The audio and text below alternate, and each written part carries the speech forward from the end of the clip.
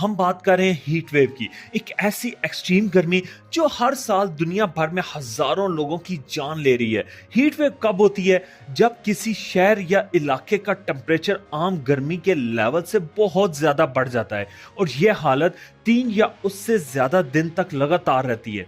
और ये टेम्परेचर इतना इंटेंस होता है कि नॉर्मल जिंदगी का सिस्टम डिस्टर्ब हो जाता है। जैसे कि 2015 में कराची में गर्मी ने 1300 से ज्यादा लोगों की जान ले ली जब टेम्परेचर 45 डिग्री से ऊपर चला गया था और बिजली और पानी दोनों की शॉर्टेज हो गई थी। लेकिन ये सिर्फ पाकिस्तान की बात नहीं, कनाडा के ब्रिटिश कोलंबिया रीजन में 2021 में हीट वेव के दौरान टेम्परेचर 49.6 डिग्री सेल्सियस तक पहुंच गया, जबकि वहां नॉर्मली 30 डिग्री सेल्सियस भी मुश्किल से होता है। इसी तरह 2022 में यूरोप काफी बुरा मुतासिर हुआ, जहां स्पेन और पोर्चुगल में टेम्परेचर 47 डिग्री सेल्सियस से क्रॉस कर गया और फॉरेस्ट